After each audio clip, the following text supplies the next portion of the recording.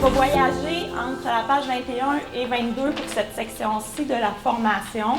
Donc, à la page 22, vous avez un exemple de communiqué de presse et à la page 21, des conseils ou des trucs pour la rédaction et pour l'envoi du communiqué. La façon dont on va procéder, c'est que ça va être un petit peu plus théorique pour cette partie-là, vu qu'on vient de dîner, là, puis on est full en forme, puis là, notre cerveau est tout ouvert, puis on peut absorber de l'information. Puis après ça, on va y aller plus en atelier. Fait que voilà, c'était peut-être plus convaincant de dire ça le matin. Après le dîner, on est comme moins dedans. En tout cas, on va faire semblant. C'est bien ce qu'on aille, le chef. On est capable. On se craint ensemble. Donc, le communiqué de presse, ouais, ben, selon vous, on va commencer avec une question de base. À quoi ça sert? Pour annoncer un événement. Pour annoncer un événement. Comment être un service? Ben, je vais prendre les mains levées, peut-être. Oui. Excuse-moi. Oui, vas-y. Mais il y a aussi, pour les petits journaux, des fois, ça va carrément remplacer l'article qui pourrait paraître. Très intéressant. Ça peut remplacer un article à paraître. Ça sert à communiquer une information. En fait, c'est pas tout le temps un événement. Exactement. Ça peut communiquer une information, pas seulement une invitation ou un événement où effectivement, on a plusieurs bonnes réponses. En fait, j'ai toutes les réponses, je pense, qu'on peut avoir concernant la fonction du communiqué de presse. Il y a des choses que je vais dire rapidement, mais c'est parce que vous les avez dans votre cahier, que vous pouvez garder avec vous pour le reste. Fait que, c'est un petit peu plate de juste dire ce qui est écrit. Fait que, il y a des choses que je ne dirai pas, puis il y a des choses dans le cahier qui se retrouvent là, dont je ne parlerai pas, mais bon, je pense que tout ça va se compléter. Pour la rédaction d'un communiqué de presse, il y a le truc des 5 W. Là, ça, c'est comme la base, là, dans le fond. Si vous tournez la page, vous les voyez, les 5 W. On parle du... Puis là, je les ai mis là, en gris, là, surlignés en gris. C'est très, très clair. Puis en lettres majuscules à côté de l'objet de ce dont il s'agit. Donc, les 5 W, c'est le what, donc de quoi il s'agit, où, pourquoi, quand, avec qui et comment ça se passe. Fait que ça, dans le communiqué que vous avez à la page 22, on annonce la lauréate du concours d'art public pour la bibliothèque Monique Corriveau. Puis c'est un petit communiqué, je l'ai mis parce que je le trouvais tout simple, tout court, puis je trouvais que c'était un bon exemple de format. Tu sais, c'est assez direct, on a tout ce qu'il nous faut, on a le quand avec la date, on a qui annonce, la Ville de Québec, vous, ça va être votre organisme. Ensuite, quoi, le où, c'est assez facile aussi. Donc, on a toutes les informations qu'il nous faut et à la fin, il y a bien sûr le fameux 30. Est-ce que vous savez à quoi ça sert le 30? Oui. J'attends. Ça sert. Oui?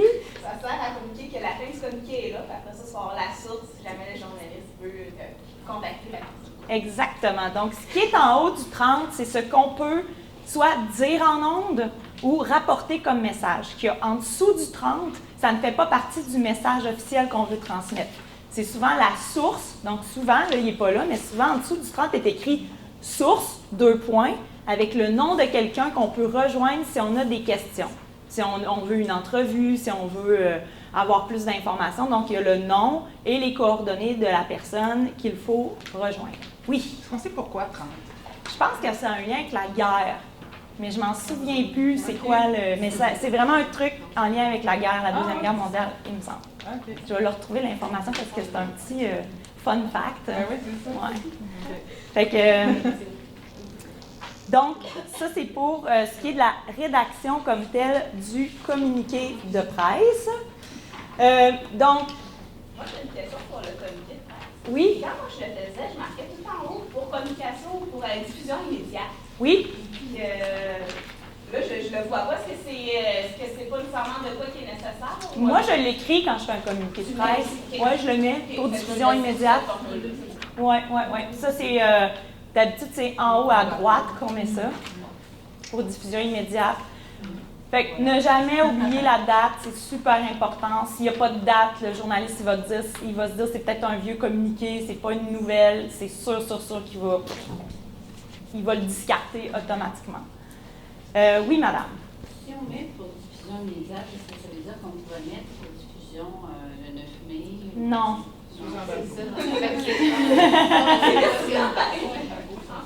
Nécessairement, c'est vrai que pour diffusion immédiate, c'est un peu une répétition de ce qui est la fonction d'un communiqué, mais on le voit quand même souvent. Fait que vous faites ce que vous voulez avec ça. Ça ne nuit pas, puis ça ne sert pas à grand-chose, mais si vous voulez le mettre, mettez-le. Est-ce qu'il y a d'autres questions? Correct. Ensuite de ça, vous n'oubliez pas la date, on n'oublie pas le lieu non plus, le 30.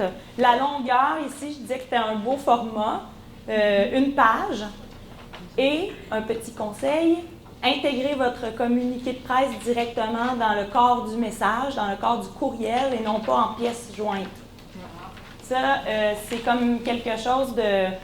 Même si des fois la mise en forme est plate à faire directement dans le courriel, c'est vraiment mieux de le mettre directement dans le courriel parce que les journalistes, c'est des gens hyper pressés.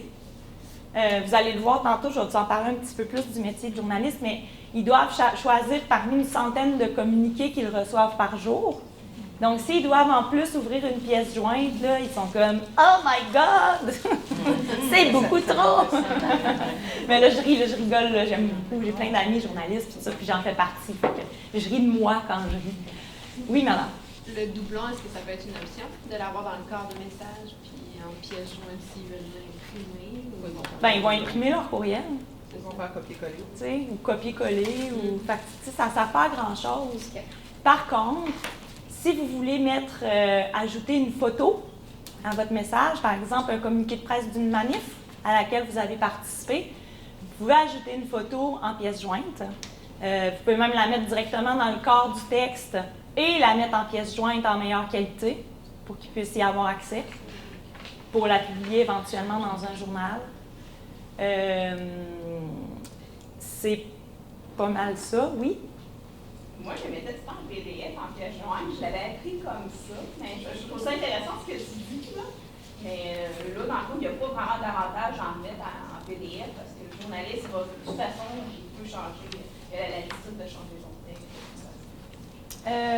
Oui, peu importe. Il va les mettre dans ses mots, tu sais, le communiqué de presse, s'il a à le redire tel quel à la radio, par exemple. Et ça m'amène, j'espère que je ne passe pas de point, mais ce serait très logique qu'on parle du ton. Oui, c'est ça. Le ton d'un communiqué de presse. Donc, de quelle façon est-ce qu'on écrit un communiqué de presse? Ça, c'est super important parce que pour avoir remplacé à Radio-Canada à la chronique culturelle, je donne un exemple, l'émission culturelle à Radio-Canada, elle dure 3 heures. Puis, tu as 8 sujets à couvrir dans 3 heures en tant que chroniqueuse culturelle. Fait que les autres, ils en ont autant à faire, mais dans leurs sujets respectifs. Ce qui veut dire qu'on n'a pas beaucoup de temps pour lire un livre, aller voir un spectacle, aller voir une pièce de théâtre, écouter un album. Fait que souvent, ce qui arrive, c'est qu'on prend une couple de communiqués qu'on lit intégralement. Et de là, l'importance du ton. C'est-à-dire qu'un communiqué de presse, c'est pas une publicité. Puis je le sais que quand on est responsable d'un organisme ou d'un événement, parce que moi aussi j'ai organisé des événements, on a tendance à mettre beaucoup d'adjectifs qualificatifs dans nos affaires, parce qu'on est très enthousiaste, puis on dit « Venez célébrer notre 20e anniversaire, ça va être super! » Sauf que si on s'imagine le journaliste à la radio qui dit ça, ça ne marche pas. Lui, il faut qu'il soit neutre. Donc, le communiqué de presse doit être rédigé idéalement de façon neutre. Puis, un bon truc, là, c'est vraiment de le lire à haute voix et de s'imaginer quelqu'un qui le lit à la radio, de Radio-Canada, idéalement. Là, c'est pas que je veux faire la pub de Radio-Can, mais c'est parce qu'il y a toutes sortes de façons de faire du journalisme, là, ou de l'opinion. Fait que c'est ça. Évitez les adjectifs qualificatifs, évitez les dessins, ou le logo, oui, le logo de l'organisme, mais mettez pas trop de fioritures. Là. Mais le logo devient difficile dans un courriel. C'est pour ça que je parlais de la mise en forme tout à l'heure. C'est plate de faire la mise en forme directement dans un courriel, mais on peut insérer une image dans un courriel quand même. Puis, je veux dire, moi, je trouve ça vraiment plus important que le message soit dans le courriel qu'en pièce jointe puis que la mise en forme soit belle. Je pense que c'est ça la priorité. C'est-tu correct? Oui, Oui. OK, je ne veux pas non plus. Parfait. Si vous voulez, par contre, être un petit peu plus subjectif, c'est-à-dire d'en mettre un petit peu des adjectifs qualificatifs, utilisez la citation. Dans un communiqué de presse, il y a souvent des citations. Là, c'est quelqu'un qui parle de l'organisme. Fait que là, la personne, elle peut dire « Nous vous invitons à célébrer notre super 20e anniversaire. Nous vous attendons en grand nombre. Ça va être une super fête comme à tous les ans. » Puis, tu sais, là, ça peut être comme vraiment plus punchy. Pas neutre. Pas neutre. Plus pas neutre. Fait que ça, c'est une bonne astuce pour intégrer un petit peu plus de subjectivité. Puis les citations sont toujours très appréciées dans un communiqué de presse puisque les journalistes peuvent les reprendre intégralement dans leurs articles. Mais la différence entre une invitation et un communiqué de presse, elle n'est pas toujours évidente. Quand on envoie une invitation, c'est vraiment pour inviter des gens à un événement. Et puis, vous voyez, la mise en forme n'est vraiment pas pareille. Souvent, c'est bien étrange, mais l'invitation, là, souvent, le texte, il va être, comment ça s'appelle, ça? Centré? Ouais. Comme ça, là, ouais, c'est ça. Ça va être souvent fait comme ça, une invitation, pour que de premier coup d'œil, le journaliste repère que c'est une invitation. Pourquoi on invite un journaliste à quelque part? Pour quelle raison? Pour quelle sorte d'événement, selon vous? Conférence de presse. Ça va être une conférence de presse. Conférence de presse, événement de financement, je sais pas, campagne de financement, manif à la limite, une action militante, ça peut être une invitation. Souvent, quand on invite les journalistes, par exemple, là, c'est le Conseil de la culture qui convie à une conférence de presse au cours de laquelle sera dévoilée la programmation du Printemps de la musique. La chose à éviter, c'est de mettre la programmation en pièce jointe avec l'invitation, parce que vous les invitez pour dévoiler la programmation. Mais ça arrive des choses de même. Puis là, le truc, c'est que tu te dis, ben pourquoi j'irais, tu sais? Fait que tu fais une conférence de presse, on fait une conférence de presse pour dévoiler des informations. Il ne faut pas dévoiler nos informations avant. Ben, tu sais, c'est un peu basique, là, mais je le dis quand même. Oui? Moi, quand je faisais une invitation, je faisais tout une pochette avec un communiqué de presse que je mettais dedans et que je remettais aux journalistes. Parfait. Pour, c'est une bonne, ça marche, là, c'est ça. Souvent, c'est ça. Parce que là, j'avais aussi l'information, je contrôlais un certain type d'information que je voulais aussi qu'ils diffusent parce qu'ils se référaient à ça. Je pouvais faire des compléments en faisant des entrevues. C'est ça. Quand ils entraient dans la salle, tu leur remettais la pochette avec toute l'information.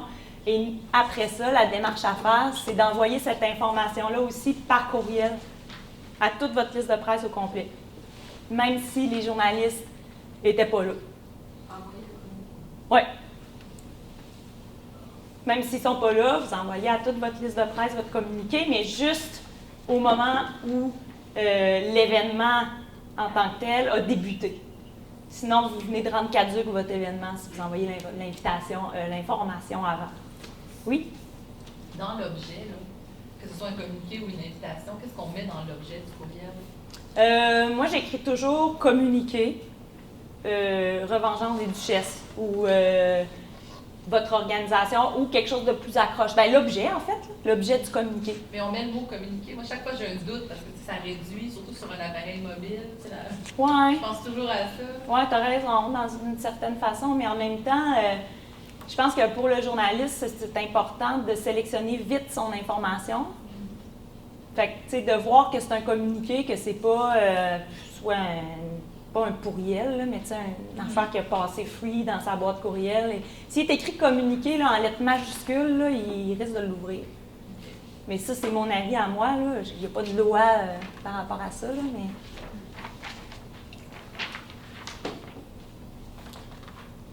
mais... Donc, c'est pas mal ça pour ça.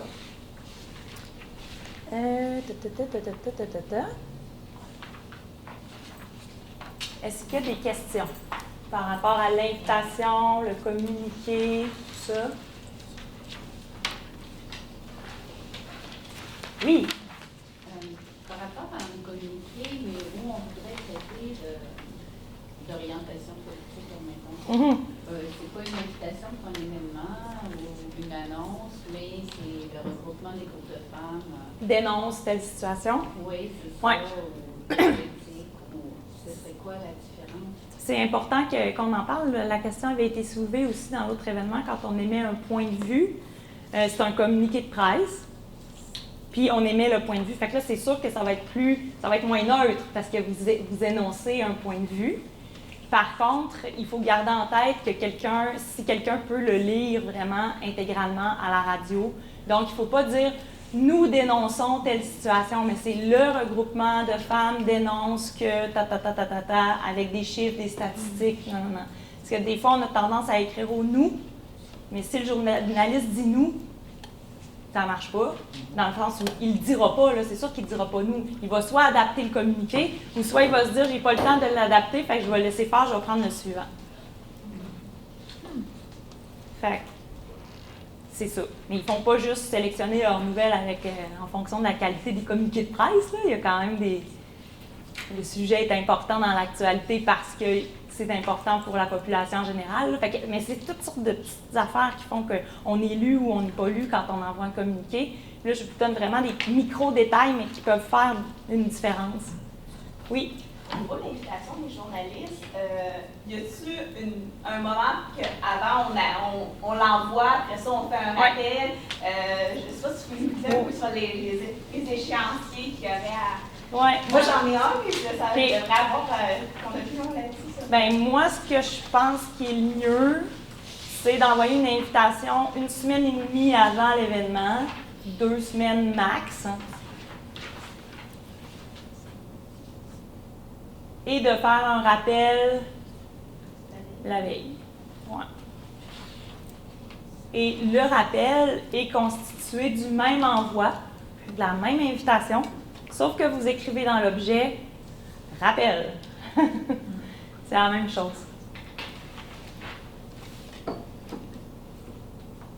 Très bonne question, d'ailleurs. Puis, ce que je voulais dire, c'est que par rapport vous avez sans doute des listes de presse, et vous n'en avez pas encore, des listes... T'avais-tu une question? Oui. Est-ce qu'il y a un moment qui est bon d'envoyer les communiqués de presse, au moment dans la journée? Oui, ça aussi, c'est une très bonne question. Je vais le noter parce que ça, il ne faudrait pas que ça vienne juste des questions. Il faudrait que j'en parle tout le temps.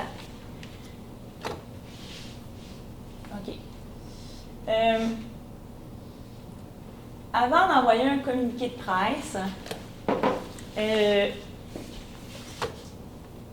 soyez sûr d'être capable de répondre aux journalistes qui vont vous appeler. Dès que vous envoyez un communiqué, là, ça peut prendre 5 minutes, quelqu'un saute sur le sujet, vous appelle et vous demande en entrevue. Donc, idéalement, avant d'envoyer le communiqué, on se prépare pour l'entrevue éventuelle qu'on pourrait peut-être avoir. Ou on prépare la personne et on s'assure que le porte-parole qui va répondre aux questions du journaliste soit disponible. Idéalement toute la journée, et qu'il soit joignable avec un téléphone cellulaire. Ou sinon qu'il reste chez eux, à côté de son téléphone, ou au bureau, à côté du téléphone. Puis qu'il ait accès à ses courriels. Puis qu'il ait pratiqué ses entrevues, s'il a à pratiquer ses entrevues. Fait que, tu sais, des fois, ça peut être une opération qui peut être préparée une bonne semaine à l'avance, là, tout ça, là, pour être sûr que quand on envoie le communiqué, tout le monde est prêt à répondre aux questions des journalistes. Donc, le meilleur moment, c'est quand on est prêt. Puis, soit la veille du moment où est-ce que vous avez décidé que vous êtes prêt à répondre aux questions, c'est-à-dire tard le soir, parce que le matin, il va arriver au travail puis il va recevoir son message dans la boîte courriel. C'est pas mal le best, là. Je pense que ça, c'est bon. Parce que tu peux avoir les émissions du matin, les émissions du midi, les émissions du soir. Puis si les émissions du matin, ils ne l'ont pas fait ce matin-là, ils vont le faire le lendemain. Là, je parle de radio, là. Tantôt, je disais, les communiqués de presse peuvent être repris tels quels à la radio, mais ils peuvent effectivement être repris tels quels dans les journaux locaux ou ça arrive, ça, souvent qu'on voit ça. C'est pas long pour un journaliste de prendre un communiqué et de le pitcher direct. Fait qu'il faut quand même qu'il soit bien écrit, puis que, tu sais, il y a des critères, là.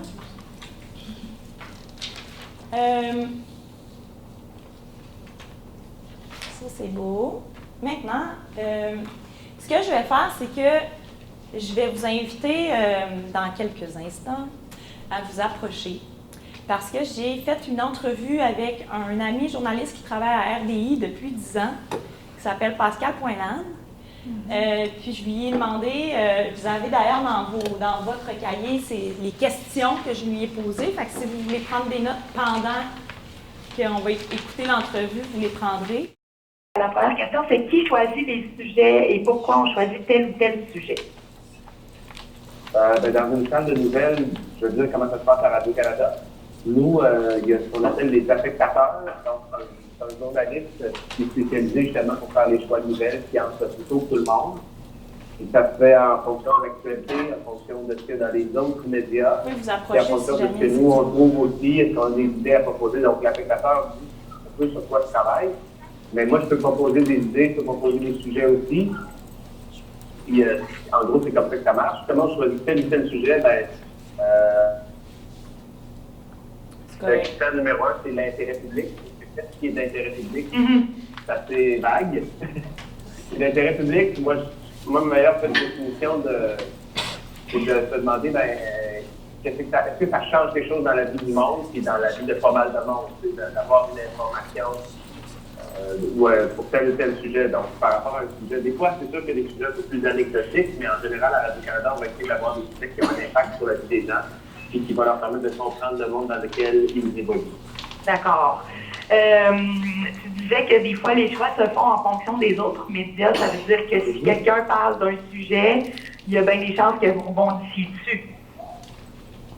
Sûrement, oui, parce que si un autre média a trouvé la nouvelle avant nous, ça ne veut pas dire que la nouvelle n'est pas d'intérêt public. Donc, nous, par exemple, en politique, c'est un exemple d'un ministre qui annonce qu'il ne va pas se représenter ou qui démissionne. Si c'est dans la presse du matin et que nous, on ne l'avait pas, cette information-là, mais on va aller la valider et on va quand même faire des reportages là-dessus parce qu'il va y avoir des réactions, il va y avoir un suivi à faire.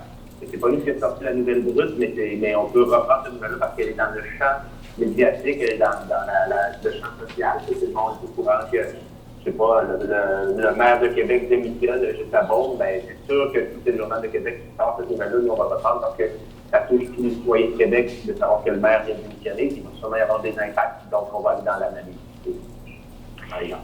OK. Puis, ensuite, je voulais te demander combien tu as de temps pour te préparer, mettons, avant d'aller sur le terrain ou avant une entrevue? Ça, c'est vraiment variable, mais c'est sûr que moi, dans mon rôle, c'est reporter à RDI. Donc, je suis un truc qui a le moins de temps pour se préparer. Mais c'est sûr que les journalistes au quotidien, là, ce qu'on fait, les journalistes d'enquête, les journalistes d'affaires publiques, qui, eux, ils ont plus de temps. Globalement, les journalistes qui font des nouvelles, c'est sûr que notre reportage il est dû pour le soir à 18h. Puis souvent, il y a des bulletins de radio en après-midi. Donc, souvent, ta première intervention en direct, ça va être 13h. Moi, je suis en ondes souvent 2 heures après qu'on m'ait expliqué pas mon sujet. OK. Donc, souvent, je vais prendre la direction, souvent, pour que je me rende à quelque part, pour que je couvre l'événement, pour qu'on fasse un tournage, pour que je fasse des entrevues, puis que j'aille en ondes. Donc, souvent, je vais lire dans le camion, le véhicule, en me rendant sur le lieu, quand il y a une manifestation. Si j'ai 10 minutes de route à faire, c'est mon caméraman qui conduit. Moi, pendant ce temps-là, je lis un peu ce qui s'est dit sur le sujet. En général, je veux savoir aussi qui est mon intervenant. L'avantage, c'est quand on habite un milieu comme Québec, c'est pas une si grosse ville. Moi, je suis généraliste depuis plusieurs années. Souvent, il y a plusieurs sujets que j'ai déjà faits, puis qui se suivent. Donc, il y a des informations que j'ai, des informations qu'il faut que j'aille chercher. Il faut que je me mette surtout à jour des derniers développements. Puis, à Radio-Canada, on a un souci d'équité. Donc, ça veut dire que si on voit quelqu'un pour une entrevue, il faut s'assurer que c'est quelqu'un qui dénonce une injustice. Il faut aller voir l'autre côté. Peut-être que la personne qui a posé l'injustice a quelque chose à dire aussi. Alors, il faut qu'on aille voir plusieurs personnes. Combien d'interventions est-ce que tu peux faire en une journée? Puis, combien de temps dure chacune d'entre elles à peu près? À RDI, je fais en moyenne 5 interventions par jour. Là-dedans, c'est majoritairement à RDI. J'en ai souvent dans les téléjournaux, à 18h, dans les radios journaux aussi. Puis à Radio-Canada, il y a toutes sortes de bulletins. Chaque région a un bulletin le matin. Ça veut dire une émission de radio le matin, une émission de radio le soir. Tout le monde a un téléjournal à 18h. Donc, ça fait beaucoup d'émissions. Il y a un blanc. Ils vont venir. En une journée, c'est des journées de 12-13 heures de travail. Donc ça, c'est extrême. Mais normalement, j'en fais 4 ou 5 par jour. C'est généralement des interventions de 2 minutes à 2 minutes 30. Puis là-dedans, je vais généralement avoir 2 extraits télévisuels de 20 à 25 secondes. OK. Ça permet que je vais avoir un interview. OK. L'autre question, c'était quels sont les pièges dans lesquels tu veux éviter de tomber? Genre en entrevue. Il y en a plusieurs. Ouais, en entrevue, c'est sûr que d'abord, moi, j'essaie toujours de m'approcher de la vérité des faits. Mais les gens qui nous parlent veulent nous dire une partie de la vérité, mais souvent, c'est pas toute la vérité, c'est leur vision à eux. Donc, c'est important pour moi d'être aussi équilibré, comme je le disais plus tôt. Donc, d'aller chercher le contrepoids de. Si je vois, par exemple, quelqu'un qui dénonce les inégalités sociales, puis qui dénonce les actions du gouvernement qui appauvrissent, les aînés célibataires, Il faut que j'aille voir aussi le gouvernement, est-ce que sa politique, comment il l'a façonné, est-ce qu'il y en a fait une compte, est-ce que c'est vrai que ça. Donc, la première difficulté, c'est d'essayer toujours de comprendre où est la réalité et de donner la parole à ceux qui sont des acteurs dans cette nouvelle-là. Le deuxième, c'est de faire attention aussi, on essaie d'avoir une nouvelle qui est faite de la façon la plus objective possible, mais nous, on est subjectifs parce qu'on est des êtres humains. Donc, il n'y a pas de nouvelles, il n'y a pas de reportage entièrement objectif, mais l'important, c'est de s'en approcher. C'est peut-être de prendre un peu, toujours une minute, deux, pour se rappeler, qu'est-ce que je pense de cette situation-là personnellement? Pas le journaliste, mais l'être humain. Moi, personnellement, qu'est-ce que je pense de ça? Est-ce que j'ai des préjugés favorables ou défavorables pour tel type de nouvelles? Si on parle des immigrants, sur les immigrants, est-ce que moi j'ai des préjugés défavorables par rapport à une communauté, favorables à une autre? Il faut quand même être honnête envers soi-même pour éviter de tomber dans les pièges des préjugés et dire « non, moi je suis ça, là. » Il faut être au courant de ce que nous on a au fond de nous-mêmes. Puis autre piège à éviter, c'est que ça va tellement vite que des fois, on veut aller en nombre trop rapidement parce qu'on a la pression. C'est moi qui travaille pour aller, donc c'est à Montréal, c'est ça se décide. Puis là, ils veulent absolument que j'aille en nombre. Souvent, j'ai pas le temps de tout vérifier, mais il faut absolument, dans ce temps-là, je m'abstiens de parler des choses pour lesquelles je suis pas certain. Et c'est des pièges parce qu'à un moment donné, dans le feu d'action, on est en direct, c'est admis, c'est sensible, c'est pas comme un reportage que j'aurais écrit, que j'aurais demandé aux gens de me relire. Là, je vais en nombre, puis je parle, donc je peux faire des erreurs aussi. Alors, c'est de rester prudent quand je parle du sujet, quand j'ai pas eu le temps de tout lire, c'est le prochain direct suivant, d'être peut-être plus précis ou d'aborder tel ou tel que là, j'ai le temps finalement d'approfondir. Un des pièges, est-ce que ça peut être justement la cassette, c'est ce qu'on dit, la fameuse cassette? Je vais l'arrêter parce que je vais expliquer ce que c'est que la cassette. Est-ce qu'il y en a qui savent ce que c'est que cette expression de la cassette? Avoir un discours préformaté déjà, tout répété à l'avance, qu'on fait juste répéter ça. Exactement. Donc, la cassette, c'est une tactique que les politiciens utilisent beaucoup pour faire passer leur message, c'est-à-dire que même souvent, ils vont se pratiquer pour que cette clip-là, donc ce dont Pascal parlait, c'est-à-dire que souvent, il va aller chercher 30 secondes d'intervention dans une conférence de presse ou quoi que ce soit. Les politiciens sont très habiles à faire ressortir la clip de 30 secondes et que ce soit cette clip-là que le journaliste aille chercher. C'est vraiment un art et on appelle ça pour vrai dans le domaine l'art de la clip. Ceci dit, vous pouvez l'utiliser à bon escient, dans le sens où si vous avez une entrevue sur un enjeu qui est vraiment touché, essayez de vous en tenir vraiment au discours que vous avez préparé, à l'entrevue que vous avez préparée, peu importe, à la limite, la question qui vous est posée. Et tout à l'heure, Julie des Calac, je ne me trompe pas, nous confiait que c'est ce qu'elle a fait. C'est-à-dire qu'à un moment donné, elle a pogné le truc de dire aux journalistes, cette question-là, je ne peux pas y répondre, mais ce que je peux te dire, c'est. Puis là, à part. Puis elle reprend le contrôle de l'entrevue complètement. Puis ça, je pense que c'est une clé extraordinaire pour les organismes qui ne veulent pas se faire avoir par des journalistes. C'est un peu ça.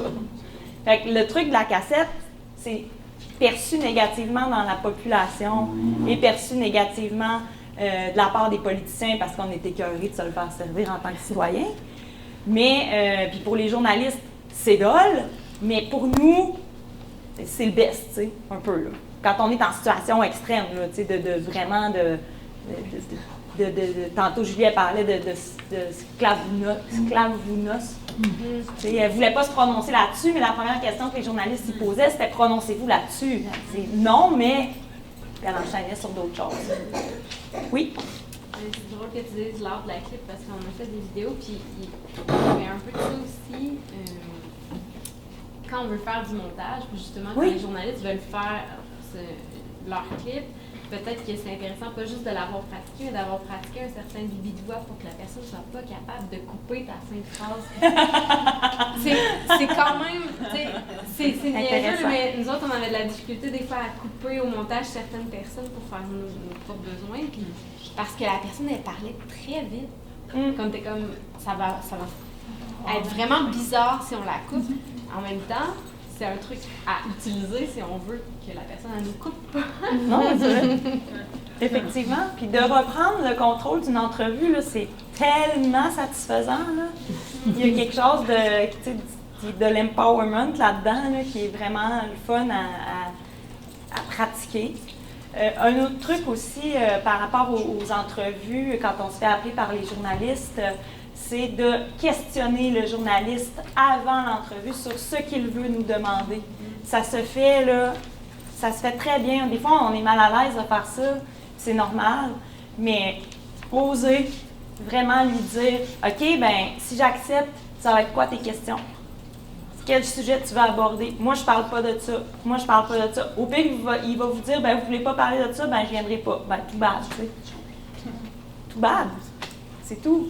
Puis, les journalistes, il y en a des super éthiques, professionnels, qui sont sympathiques à notre cause et à toutes sortes de causes. Puis il y en a des un peu machiavéliques qui utilisent toutes sortes de méthodes pour faire sortir la clip et tout ça. Fait que il faut faire attention, il faut être prudent, puis il faut idéalement les connaître. Là. Moi, je sais que vous avez plein d'autres choses à faire que des communications, là, puis de connaître tous les journalistes de Québec parce qu'il y en a bien gros.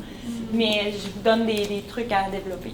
Oui? Le défi devient plus grand, pareil, quand c'est un journaliste d'un journal, parce que là, il peut plus ressortir même les questions avant, où il peut... là, la coupure n'a pas... OK, je comprends. C'est ça. Oui. Il y a différents formats. Mais le fait que ça soit par écrit, c'est pas... Des fois, ça peut être... Pour la cassette, en tout cas, c'est plus difficile. C'est vrai, ça peut être plus difficile pour la cassette, mais ça n'empêche pas de ne pas répondre à des questions, effectivement. Fait que, c'est différent. C'est vrai qu'il faut s'adapter au format aussi. Hein. C'est une autre affaire. Radio, télé, écrit, c'est tout différent. Fait que quand même, il faut être versatile. Y a-t-il d'autres questions là-dessus? Je vais juste terminer en disant que si vous vous rendez compte qu'un journaliste est vraiment sympathique à votre cause, que vous trouvez que ses questions sont vraiment... En tout cas, vous vous entendez bien avec, puis vous lui faites confiance, puis l'article qui sort, vous trouvez que ça a vraiment du sens, rappelez-le, gardez-le dans votre banque, entretenez ce contact-là. C'est vraiment important. Des fois, il s'agit juste d'un journaliste qui comprend vraiment bien nos enjeux, puis que lui, à chaque fois que vous annoncez de quoi, il va venir vous voir, il va vous couvrir de façon correcte, puis les autres vont embarquer après. Puis il va faire peut-être même de l'éducation auprès de ses amis journalistes qui sont moins au courant des enjeux du communautaire. Fait que, tu sais, des fois, ça n'en prend pas tant. Oui? Bien, tu sais, on a beau avoir comme un peu des amis, en tout cas des journalistes sympathiques à notre cause, mais tu sais, je prends, mettons, un journaliste qu'on a ici, du Soleil, qui est super cool, qui avait vraiment tendance à couvrir beaucoup de manifs, mais depuis un bout, lui a envie de couvrir les manifs comme journaliste. Par contre, le Soleil au-dessus, la grosse machine, fait comme, ben, tu sais, il y en a beaucoup des manifs ces temps-ci, tu sais. Même si la relation avec le journaliste est cool, lui, il y a comme un peu des comptes à rendre à plus haut que lui. Comment on fait pour convaincre la machine, tu sais, En tout cas, c'est quelque Je chose comprends qui me qu'est-ce que tu questionne. veux C'est dire. comme un beau être vraiment cool, mais Ouais. Écoute, c'est tough, tu sais. dans ouais, le c'est fond. dur, là, convaincre la machine, on s'embarque dans Ouais. quelque chose de big, là. Déjà, de convaincre un journaliste, c'est déjà pas pire. C'est une bonne question. Je pourrais y réfléchir longtemps. J'ai pas de réponse pour ça, vraiment, là, c'est... En fait, tu sais, c'est peut-être en passant par des alternatives, dans le sens oublier les médias traditionnels, puis passer par des médias alternatifs, comme les journaux alternatifs, les radios communautaires, mais ça n'a jamais autant de retentissement qu'un média majeur. Ceci dit, les médias sociaux peuvent être une très bonne porte de sortie. Pensez au mouvement Moi aussi. Parce que des fois, on se dit, ouais, tu sais, Facebook, tu sais, j'ai pas le temps, ou Twitter, mais tu sais, c'est sûr que ça demande de l'ouvrage, encore une fois, mais regardez, moi aussi, ce que ça a fait. T'sais. C'est des médias qui n'ont pas de filtre, dans le sens où vous n'avez pas de filtre entre vous et la population. C'est direct. C'est de même que Trump a gagné ses élections. C'est pas une référence, là, mais... mais ça marche pour toutes les bords. Fait qu'en tout cas, ça, c'est juste une petite introduction là-dessus. Je m'étends, là. Je vais repartir l'entrevue qui est difficile à écouter. La fameuse cassette, là, comment on fait pour, en tant que journaliste, pour aller plus loin dans le message que la fameuse cassette? Y a-t-il des types de questions qu'on pose puis qui font sortir les gens de leur cassette ou c'est pas nécessairement si facile que ça? Ben, bonne question. Moi, je pense que la cassette ou en tout cas, chaque personne qui va donner l'entrevue, ça dépend si c'est un simple citoyen que c'est moi qui vais l'interviewer parce qu'il y a des inondations, par exemple, en Beauce, puis le citoyen, il n'aura pas de cassette, puis il va me parler de sa réalité. Mais dès qu'on tombe dans l'officiel, les organismes gouvernementaux ou paragouvernementaux, peu importe, avec une entreprise privée, elles ont toutes leur message à nous donner, puis la cassette, ça fait partie de ça. Et moi, je pense qu'il ne faut pas essayer tant que ça de la contourner. C'est normal que les gens ont leur message, fait que tu leur laisses dire leur message. Mais ensuite, en sous-question, on va aller... Le truc, c'est de raffiner nos questions en fonction de dans tout ce message-là, est-ce qu'il y a des contradictions, est-ce qu'il y a des choses qui sont intéressantes, est-ce qu'il y a des choses qu'on peut relier à d'autres événements d'actualité. Mais il ne faut pas dénaturer le propos de la personne qui est en face de nous. Là, on peut l'amener, on peut le surprendre avec une question sans être baveux, mais on peut être un petit peu vous demander, mais qu'est-ce que vous voulez dire par là? Est-ce qu'il n'y a pas de contradiction dans ce que vous dites par rapport à le point de vue gouvernemental ou des choses comme ça? Donc, on peut mettre l'intervenant face à certaines contradictions ou poser avec c'est quoi des questions plus pointues, plus fermées, oui ou non, telle chose. Alors, on va avoir des réponses. Mais en général, il faut accepter que les organismes sont là pour passer leur message. Et c'est en les mettant en opposition avec d'autres intervenants qu'on peut peut-être s'approcher de quelque chose de journalistiquement plus intéressant. C'est quoi les critères d'une bonne entrevue selon toi? Ça dépend dans quel contexte, mais je vais parler de mon contexte à moi, globalement, entrevue nouvelle. C'est sûr que c'est pas plus de 10 minutes parce qu'on a peu de temps. Il faut qu'on aille assez rapidement à l'essentiel. Donc, moi, je pense qu'il faut l'accrocher, il faut qu'il y ait un angle en particulier parce que les gens ont plein de choses à nous dire, mais peut-être qu'aujourd'hui, ce qui est intéressant, si je suis dans une manifestation avec des gens qui sont en grève, s'il y a une entente de principe ou au contraire, il faut que j'aille dans le vif du sujet, que je me trouve un angle précis, qui ne soit dans 10 000 directions. En même temps, il faut être ouvert parce que c'est peut-être que moi j'ai un angle, mais finalement, l'intervenant a quelque chose à me dire de nouveau que je ne connais pas et qui va m'amener ailleurs et ça va être beaucoup plus intéressant que ce que j'avais imaginé à la base. Donc, il faut que je sois vraiment à l'écoute aussi, puis justement quelque chose de nouveau, quelque chose qui m'interpelle, je peux aller chercher des informations nouvelles puis choisir là-dedans, mais pas trop s'attendre, pas trop aller dans cette direction. Finalement, si tu avais un conseil à donner aux organismes communautaires qui veulent qu'on parle d'eux dans les médias, ce serait quoi? Se raccrocher un peu à l'actualité. Des fois, c'est sûr que c'est dur parce qu'il ne faut pas non plus aller dans l'amalgame.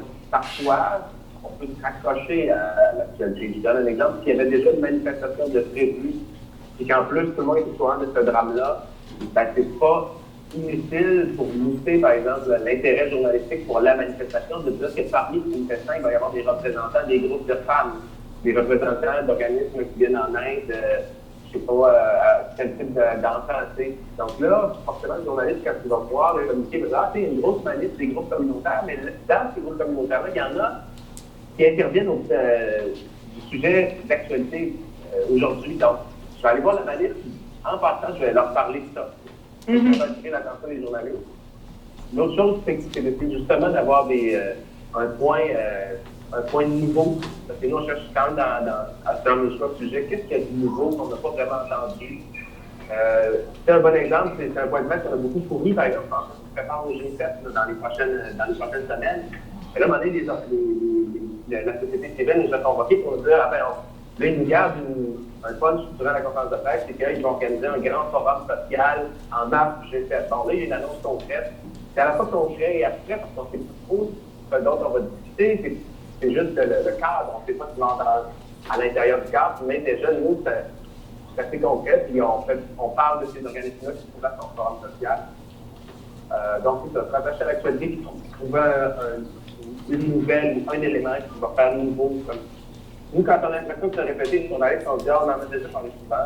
Malheureusement, la vraie vie, c'est pas comme ça. Souvent, la vie, les problèmes, ils ne sont pas du jour au lendemain. Les journalistes, eux, ils ont besoin toujours de nouveautés. Donc, ça peut être le même problème, mais décliné d'une façon peut-être nouvelle. Trouver un chercheur qui sort une nouvelle étude, puis vous commencez cette étude-là, par exemple, je ne sais pas, donc on s'attache à quelque chose de nouveau pour parler de notre cause à nous. Ça peut être une façon aussi de faire. C'est très intéressant, Pascal Poilâne. Merci beaucoup. Y a quelque chose que tu voudrais ajouter? Je trouve que c'est difficile pour nous de parler des organismes communautaires parce que c'est souvent... c'est peut-être quelque chose que je pourrais rajouter là, dans comment faire que les médias s'intéressent à nous. Quand on n'a pas juste les porte-paroles, que les porte-paroles veulent qu'on voit le nom de leur organisme, que c'est soit connu. Nous, on aime ça aussi avoir accès au vrai monde, entre guillemets. Là, je trouve que c'est vraiment un peu débile comme expression, mais alors si on est un organisme qui s'occupe justement, je ne sais pas, des orphelins ou tout ça, oui, c'est une porte-parole, mais s'il y a des orphelins qui viennent avec le porte-parole, les médias peuvent les rencontrer, puis en tout respect, là, avec des gens qui sont volontaires, nous, ça nous intéresse toujours plus que d'avoir juste des porte-paroles. C'est important parce que les organismes communautaires ont accès à une population de gens qui c'est pas facile pour nous toujours de trouver. Ça nous intéresse toujours, ça donne toujours de très bons reportages parce qu'on va toucher à la réalité et qualifier l'être humain, peu importe sa condition. Donc ça, c'était peut-être mon dernier conseil. Merci beaucoup. Merci, Marjorie.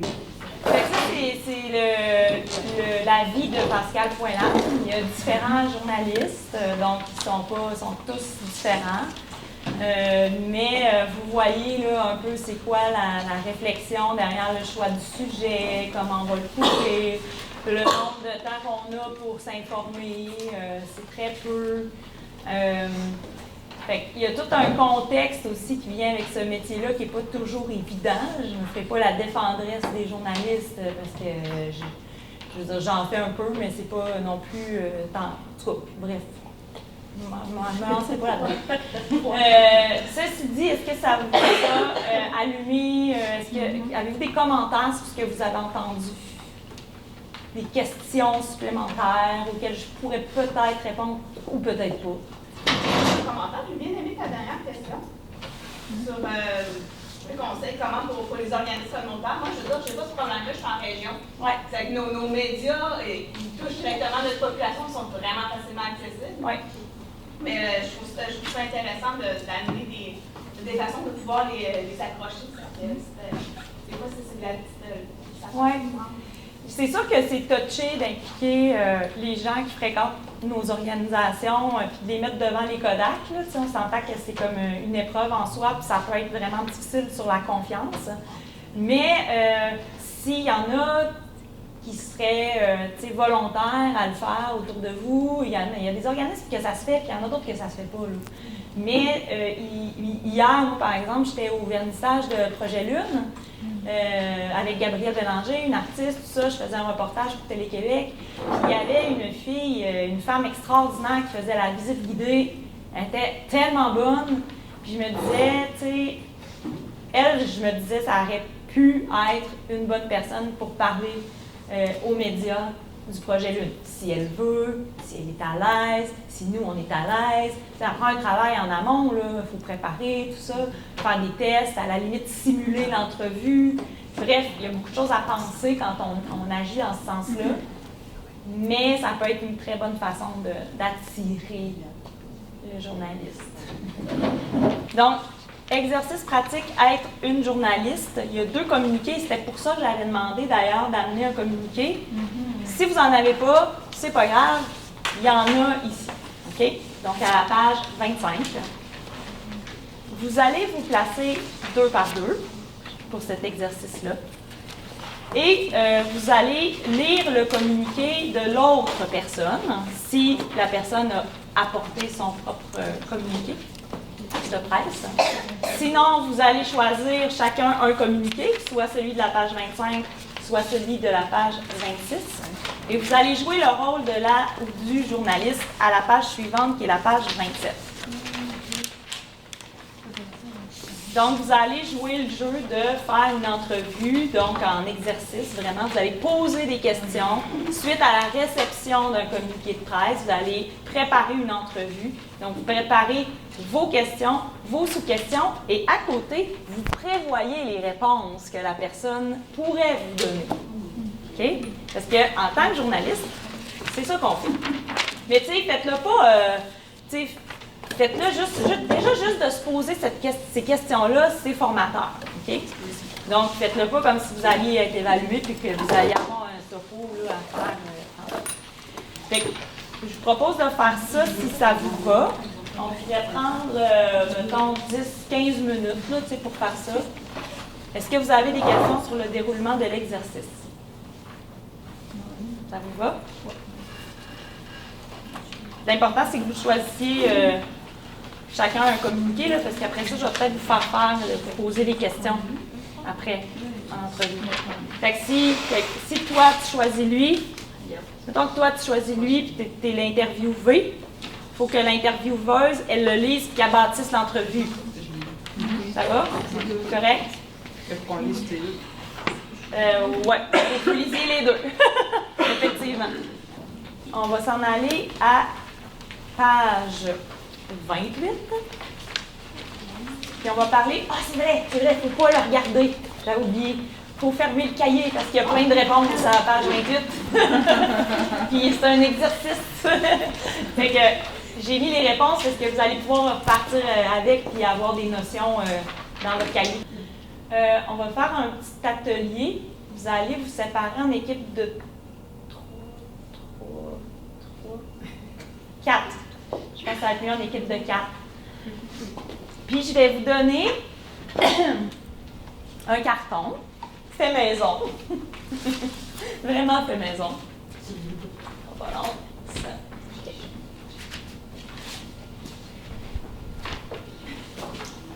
Bon, je sais pas, je vais réussir à bien l'expliquer, là, vous me direz, parce que tantôt, je n'étais pas fière de moi.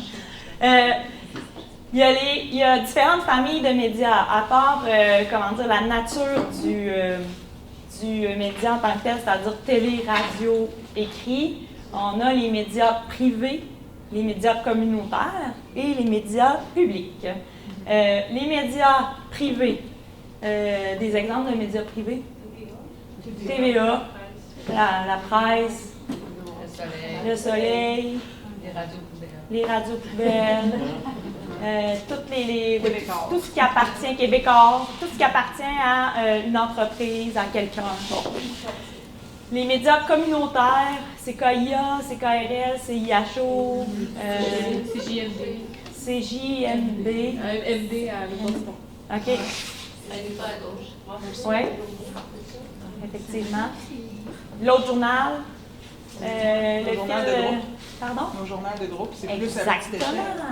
Oui, les journaux de groupe, je parle encore du projet Lune parce que c'est frais dans ma tête, là, mais ils font 4 publications par année, je pense. Un journal produit par... les feuillets paroissiales. C'est cool, ça. C'est vrai que c'est une bonne idée, les feuillets paroissiales. C'est ça. Ça, c'est dans les médias communautaires. Les médias publics. Radio-Canada, Télé-Québec. Ouais, ça. C'est tout. Il y en a 2. Donc, ce que vous allez faire, c'est que vous allez évaluer, en fait, les meilleures stratégies pour aller chercher des entrevues ou se faire couvrir, on dit ça souvent, là, couvrir un événement. Donc, des stratégies. Et vous allez indiquer aussi quelle est, selon vous, la mission de chacune de ces catégories-là. Donc, la mission des médias privés, la mission des médias communautaires et la mission des médias publics. Pour ce faire, j'ai découpé des petits papiers. J'ai une petite question. Quand Oui. tu parles des stratégies, là, Oui.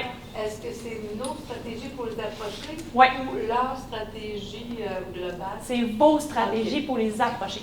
Ok, merci. Fait que, parce que, c'est ça, le titre là, de. Ouais, c'est ça. Fait que là, j'ai 3 enveloppes. Ici. Ouais, c'est bien ça. 3 enveloppes. Fait que dans le fond, il y a une enveloppe qui contient plein de petits papiers, là. Fait que, par exemple, une stratégie pour avoir une entrevue à Choix FM, ce serait quoi? Bien, il y en a là-dedans qui correspondent à ça. T'sais. Là, je vais faire. Choix sur Fait que vous les classez sur est-ce que c'est une bonne stratégie ou une moins bonne selon le type de média.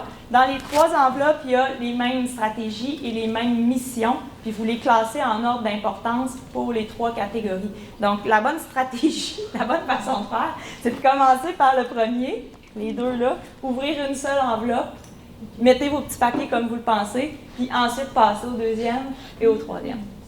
Puis après ça, ben, on va en jaser. Mais en premier, il faut se mettre en équipe de 4. Je veux juste préciser quelque chose.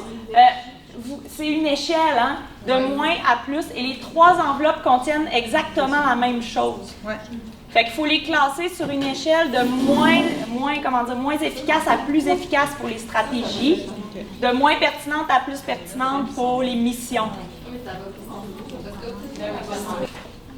Là, on faisait l'exercice là, des types de médias, c'était passionnant, on a beaucoup discuté, il y avait quelques flous, on a répondu à une question pertinente concernant, il y a un papier, là, c'est trouver un angle, bon, et ça, c'était pas trop clair.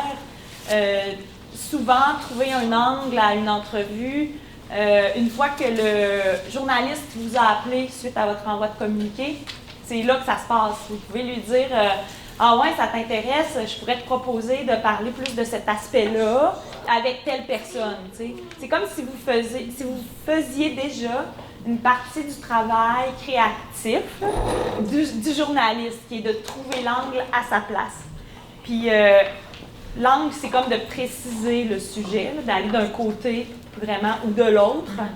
Puis c'est très... Moi, j'apprécie beaucoup ça là, comme journaliste culturel, vraiment beaucoup. Parce que ben, la personne connaît, elle, son sujet mieux que moi, de toute façon.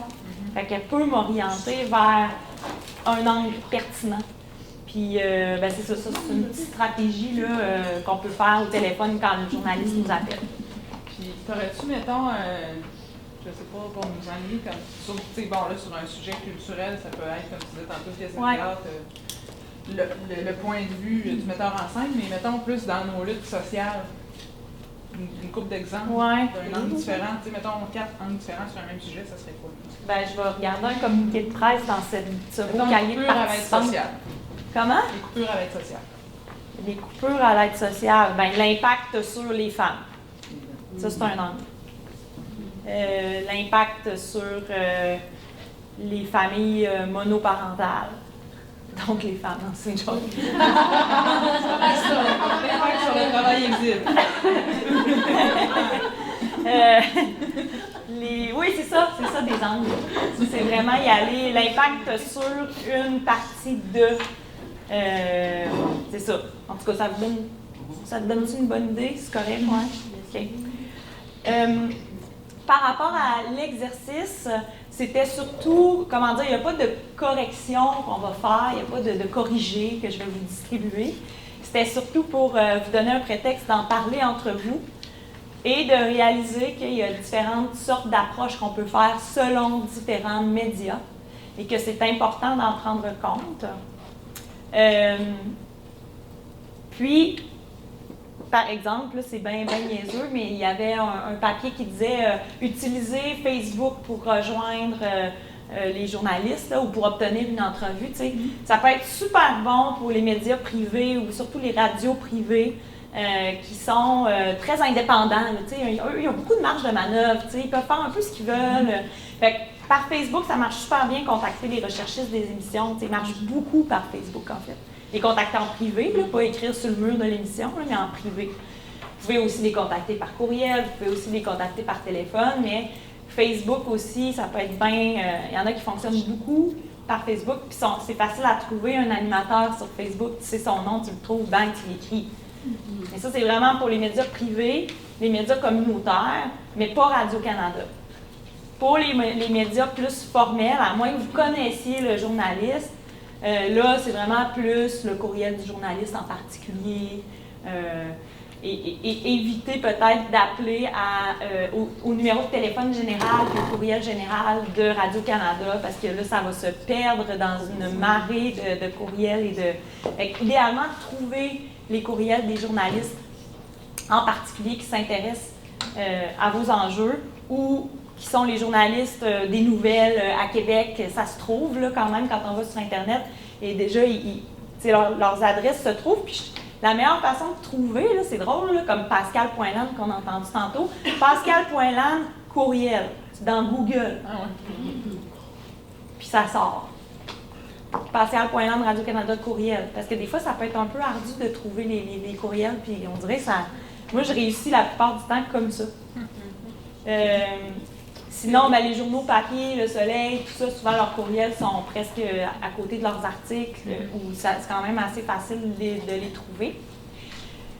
Dans les médias communautaires, médias locaux, n'oubliez pas les Mont-Saint-Sauveur, Mont-Limoilou, excusez les filles de Charlevoix, vous n'en avez pas de Mont-Charlevoix, mais c'est des blogs locaux qui existent depuis quand même un certain nombre d'années et qui ont acquis une bonne crédibilité auprès des journalistes.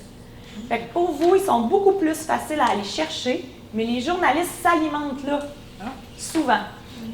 Fait que ça, c'est un petit truc là, assez facile. Là, puis souvent, il y a des gens qui sont proches du milieu communautaire qui écrivent pour ces médias-là. Là, fait que ça peut être assez facile d'aller les chercher.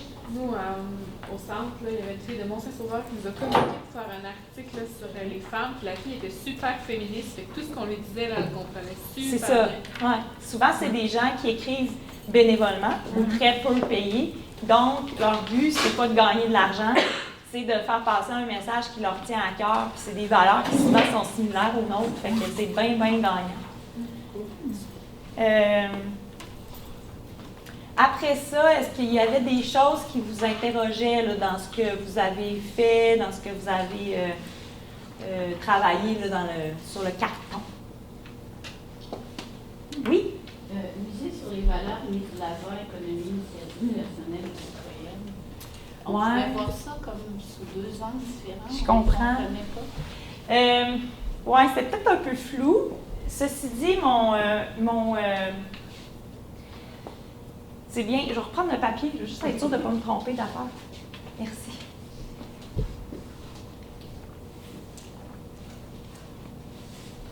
OK. Ouais. OK, je comprends. Ce que je voulais dire. Tu sais, c'est des... ça, c'est des choses, là, c'est mal écrit, là, mais c'est pas grave. C'est des choses qui séduisent beaucoup les radios privées. C'est-à-dire que l'initiative personnelle, dire qu'on est en période de financement puis qu'on crée un événement par nous autres mêmes, les citoyens, on s'est pris en main. C'est un peu ça que je voulais dire. Où ça touche l'économie de telle façon. Les données économiques pour les radios, parler de droite, c'est intéressant pour eux. Puis ça m'amène à vous parler justement de préparation à une entrevue. Comme tu l'as dit, tout dépendant du média auquel on est appelé à faire une entrevue, la préparation, elle est super importante, vraiment. Faites-vous des simulations avec vous-même ou avec une collègue ou avec votre chum ou votre blonde ou peu importe, mais vraiment, là, pratiquez-vous. Dernièrement, moi, j'ai fait une entrevue avec Duhem, non, pas lui, l'autre, Landry. Puis je me suis pratiquée pendant une demi-journée. Ou une entrevue qui a duré 5 minutes, tu sais, puis j'étais fatiguée. Mais c'est vraiment épuisant, vraiment très épuisant. Puis, bref, préparez-vous.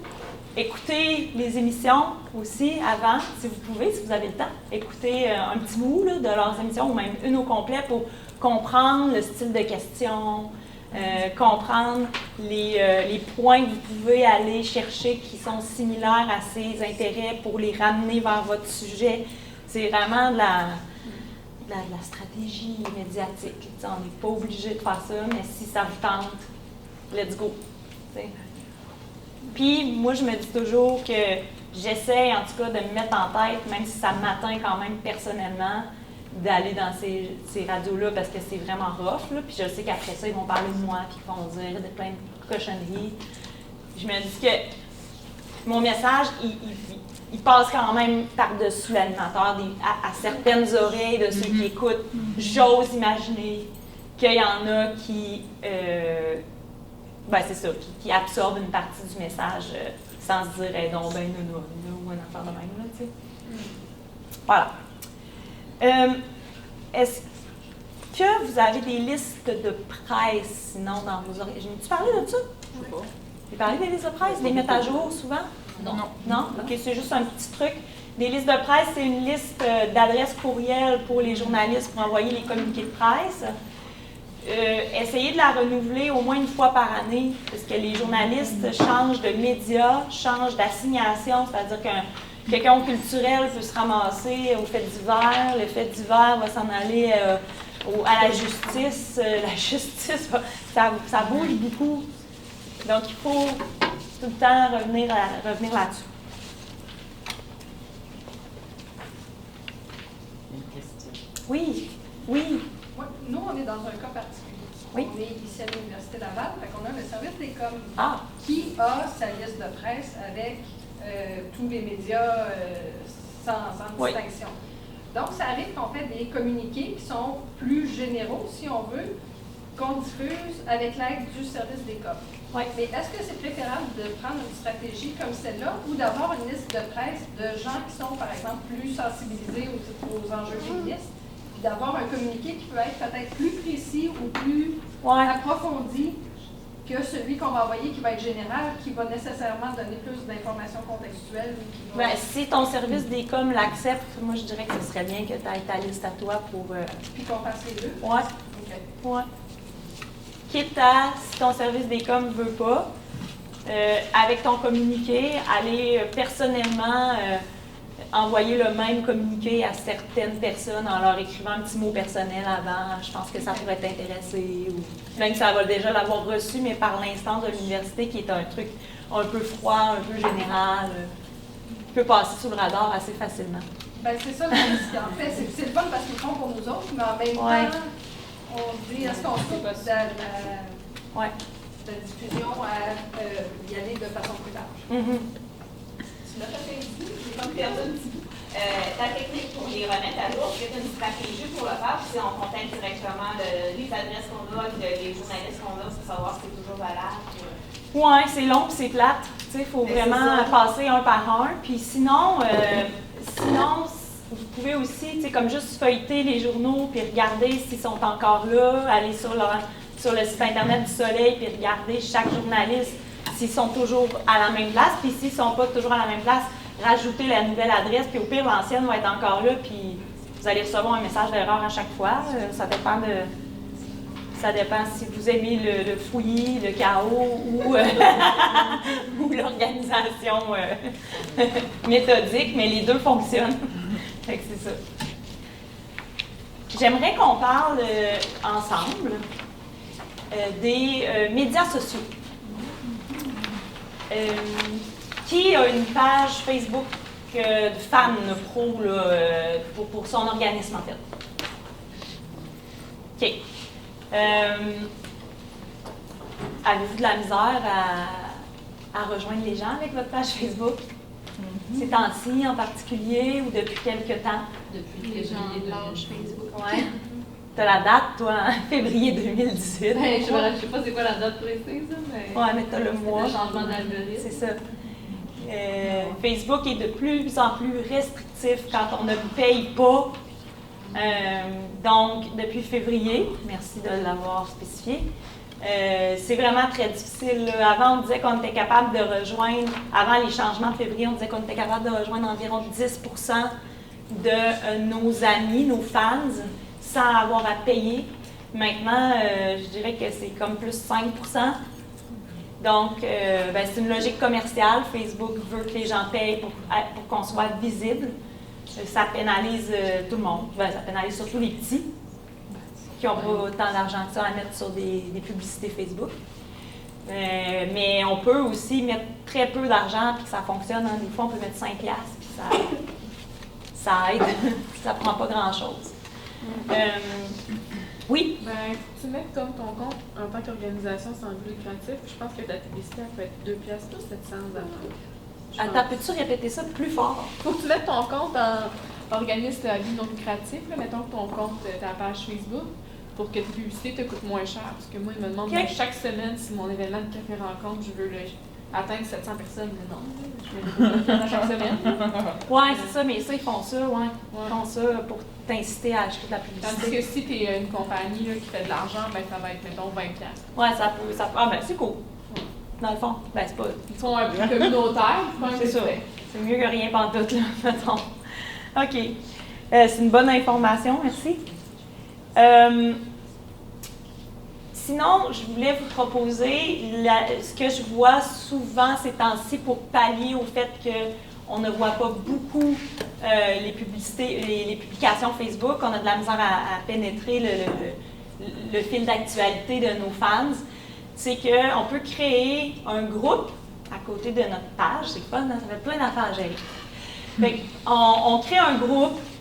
Dans un groupe, les gens voient beaucoup plus les publications qu'on met que sur une page corpo ou une page fan. Donc, vous pouvez créer un groupe qui pourrait s'appeler, par exemple, moi j'en ai un pour un truc en particulier qui s'appelle Les Sentinelles. Fait que maintenant, ce serait Les Sentinelles je sais pas moi, là, je prends la Revengeance des Duchesses, là, mettons. Les Sentinelles de la Revengeance des Duchesses.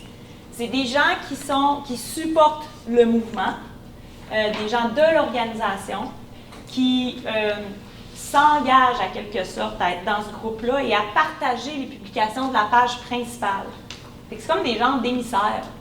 Ce que vous faites, c'est qu'à chaque fois que vous publiez quelque chose sur votre page fan, vous le publiez dans votre groupe de sentinelles, puis vous dites « Hey gang, ce serait le fun que vous partagiez ça sur votre page personnelle. » Là, après ça, les gens ils font ce qu'ils veulent, mais s'ils ont déjà adhéré au groupe de sentinelles, bien, vous savez qu'ils supportent votre mission. Puis souvent, c'est des gens proches, là, des membres du CA, des employés, tout ça. Mais ça fait une méchante différence parce que les comptes personnels, le taux de pénétration de la publication est vraiment beaucoup plus élevé qu'une page fan. Fait que ça, c'est un truc qui ne coûte rien. C'est juste que ça demande encore une étape de plus. Fait qu'on publie sur notre page corpo, on dit à notre groupe Les Sentinelles, il y a cette publication-là, likez, publiez, commentez, partagez. Là, il ne faut pas qu'il le fasse en dessous de celle-là, il faut comme qu'il aille voir la publication originale puis qu'il le fasse. Oui? Bien, je pense aussi, nous, on s'était informés parce qu'on animait une page puis on voulait comme aussi la participation, tout ça. Ce qu'on voyait dans l'algorithme Facebook, c'est que c'est plus... Pour pénétrer le fil de l'actualité, il faut que les gens interagissent avec nos publications. Oui. Fait que nous, ce qu'on comprenait de ça, c'est que ça nous forçait à créer des publications plus interactives. Oui. Donc, soit à poser une question, qu'il y ait quelque chose qui se passe, que la personne ait à cliquer vers quelque chose. Ça devient comme un enjeu. On ne peut pas juste donner une information. Oui. Cette information-là doit susciter l'interaction parce que c'est là où notre publication score. Oui. Plus elle score, plus elle pénètre les fils d'actualité. Oui, mais c'est vrai, effectivement, de susciter l'action, ça aide pour Facebook. Est-ce qu'il y en a qui ont un compte Twitter? OK. Donc, personnellement, tu as un compte Twitter. Il faut savoir qu'il y a seulement 10% de la population qui ont un compte Twitter. C'est pas beaucoup, sauf que la majorité sont des journalistes et des vedettes. Fait que des fois, ça peut être plus facile de rejoindre des journalistes par Twitter que par n'importe quel autre moyen parce qu'ils sont très Twitter. Mais bref, c'est un autre apprentissage. Le mouvement Moi aussi vient de Twitter. Fait qu'on peut comprendre que des fois c'est rébarbatif, mais ça peut avoir une grande influence sur les médias sociaux, les mouvements sociaux. C'est drôle. Les mouvements sociaux peuvent partir de Twitter, c'est quand même quelque chose. Donc, si vous avez le goût d'observer ça à un moment donné, hein, dans un temps libre, je vous y encourage. Mais c'est un peu réservé, c'est pas réservé aux journalistes, c'est que ça peut être très utile parce que vous pouvez aller les rejoindre, en fait, par Twitter. Oui? Nous, on s'est fait dire, dans le cadre d'un projet spécifique là, qui visait les jeunes, quand on disait on a un site internet, on a une page Facebook, il y a certaines jeunes femmes qui nous ont dit avez-vous un Instagram? Oui. Les jeunes ne sont plus sur Facebook, ils sont sur Instagram. OK, on est déjà comme dépassé par la situation. Ouais. Mais comment est-ce qu'on peut, je ne sais pas, ce serait sûrement long d'en discuter, mais d'optimiser, est-ce que c'est vraiment nécessaire d'avoir deux trucs séparés ou on peut comme faire des raccourcis pour que Instagram et Facebook... Oui, ça se lit, je pense. Ouais. Ça se lit parce que Instagram appartient à Facebook. Ouais. Fait que oui, tu peux faire, il y a une fonction à quelque part que tu peux activer. Okay. Puis mon truc, tu sais, j'aurais pu, comme je disais tantôt, avec mon ordinateur, puis vous montrer plein d'affaires, comment faire sur Facebook pour justement lier le compte Facebook avec Instagram. Mais tous ces trucs-là, ils sont découvrables sur Google ou même dans l'onglet Aide sur Facebook. C'est super bien expliqué. Facebook a tout documenté ses façons de faire pour sécuriser les comptes, pour bloquer les trolls, pour justement lier les comptes Instagram avec Facebook. Il y a tellement de questions et de façons de faire que j'aurais pu en avoir pour la journée. Et ce que je vous encourage à faire par contre, c'est de chercher par vous-même, soit sur Google en tapant votre question, comme là, ce serait comment lier un compte Facebook avec un compte Instagram. Je suis sûre que la réponse va sortir. Ça se fait quand même facilement, dans le sens Instagram, tu peux juste dire je veux publier la même chose, bang, sur le Facebook, mais espèce de culture sur les réseaux sociaux, ils favorisent pas ça. Il faut que sur ton compte Instagram, ça soit comme exclusif ce que tu mets là pour que ce soit un plus, puis que je te suive sur Instagram, parce que si tu mets la même chose sur Facebook, c'est pas intéressant. Fait que là, il y a comme... Oui, c'est vrai aussi. T'as pas raison. Fait que c'est ça, c'est bien touché, mais c'est vrai aussi que les jeunes sont plus sur Facebook. Non, oui. Moi, j'ai un jeune de 13 ans, il utilise zéro Facebook. Là. Snapchat puis Instagram. Ouais, ça, c'est une autre affaire, mais si vous n'avez pas à rejoindre les jeunes, là, on parle de jeunes ados. Là. C'est pas votre... Snapchat, très populaire. Là. Oui. C'est ça. Mais c'est adulte. Adulte aussi? Oui, adulte. Moi, j'ai pas dans mon réseau, mais peut-être dans ton réseau à toi. Dans mon réseau, là. OK. Il nous restait à parler de l'organisation d'une conférence de presse. Ceci dit, organiser une conférence de presse là, en gros, ça demande beaucoup d'énergie. En avez-vous déjà organisé des conférences de presse? Oui. Ça demande beaucoup de logistique, ça demande beaucoup d'énergie. En fait, la bonne méthode d'envoyer un communiqué de presse, puis d'y aller vraiment avec des listes de presse, d'attendre que le téléphone sonne pour répondre aux questions des entrevues des journalistes, c'est très efficace aussi. Une conférence de presse va être réservée vraiment à une grosse annonce ou à quelque chose de vraiment majeur. Puis souvent, les journalistes se déplacent de moins en moins dans les conférences de presse. C'est pas à cause qu'il me manque de temps que je vous dis ça. C'est vraiment parce que moi, je l'ai remarqué. Les conférences de presse sont de moins en moins couvertes par les journalistes.